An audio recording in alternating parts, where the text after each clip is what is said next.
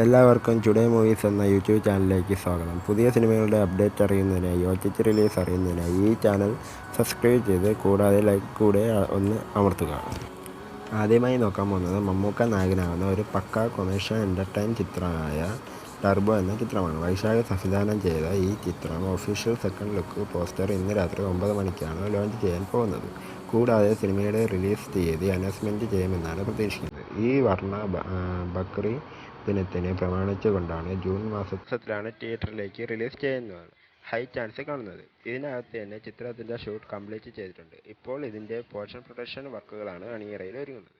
വൈകാതെ തന്നെ ചിത്രത്തിൻ്റെ ടീസർ പ്രതീക്ഷിക്കാം. അടുത്തത് പൃഥ്വിരാജ് സുകുമാരൻ്റെ മോസ്റ്റ് അവൈറ്റിംഗ് ചിത്രമാണ് ഈ വർഷം മാർച്ച് 28-ാം തീയതി തിയേറ്ററിലേക്ക് എത്താൻ പോകുന്നത്.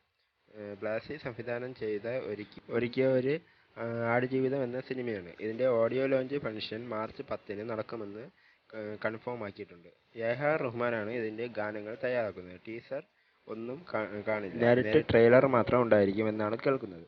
ടൊവിനോ തോമസ് നായകനാവുന്ന ഒരു ബിഗ് ബഡ്ജറ്റ് ചിത്രമാണ് നടികൻ തിലകം അഥവാ നടികർ എന്ന് അറിയുന്ന ലാൽ ജൂനിയറാണ് ചിത്രം സംവിധാനം ചെയ്തിരിക്കുന്നത്.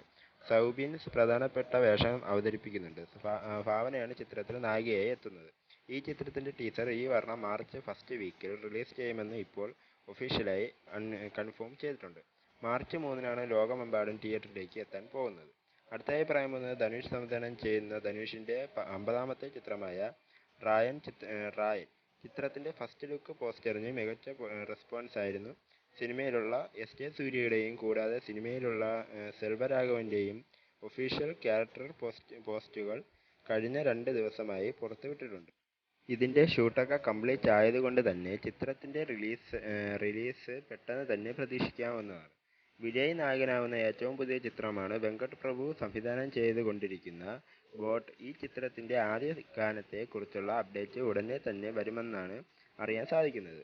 ഇതിനകത്ത് തന്നെ ചിത്രത്തിൻ്റെ മ്യൂസിക് വർക്കുകൾ യുവൻ ശങ്കർ രാജ് തുടങ്ങിയിട്ടുണ്ട്. ഈ വർഷം ദീപാവലിക്കാണ് സിനിമ തിയേറ്ററിലേക്ക് എത്താൻ പോകുന്നത്. ഏപ്രിൽ മാസത്തോടായിരിക്കും ചിത്രത്തിൻ്റെ എൻ്റർ ഷൂട്ട് കംപ്ലീറ്റ് ചെയ്യാൻ പോകുന്നത്. ദിലീപേട്ടൻ നായകനാവുന്ന തങ്കമണി എന്ന സിനിമ ഈ വർഷം മാർച്ച് 7-ാം തീയതി തിയേറ്ററിലേക്ക് റിലീസ് ചെയ്യുമെന്നാണ് ഒഫീഷ്യലായി കൺഫേം ചെയ്തിട്ടുണ്ട്.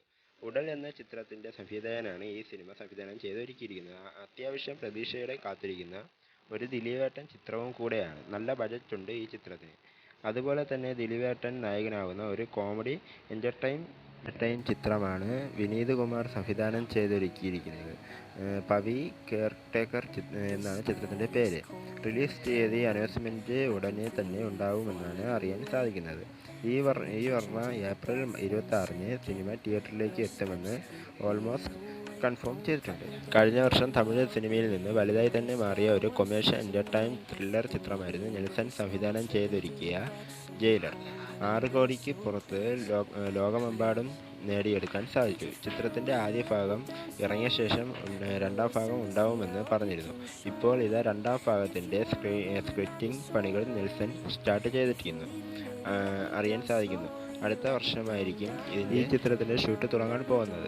2-ാം ഭാഗത്തിൻ്റെ അപ്ഡേറ്റ് ഈ വർഷം പകുതിയാകുമ്പോൾ തന്നെ ഉണ്ടായിരിക്കുമെന്നാണ് അറിയാൻ സാധിക്കുന്നത്. സൺ പിക്ചേഴ്സ് തന്നെയായിരിക്കും ജയിലർ സെക്കൻഡ് പാർട്ട് നിർമ്മിക്കുന്നത്. 2-ാം ഭാഗം 1-ാം ഭാഗത്തിൻ്റെ പ്രീക്വലായിരിക്കും എടുക്കുന്നത് എന്നാണ് പറയുന്നത്. അടുത്ത വർഷം ഷൂട്ട് തുടങ്ങി അടുത്ത വർഷം ദീപാവലിക്ക് റിലീസ് ചെയ്യുമെന്നാണ് അറിയാൻ സാധിക്കുന്നത്.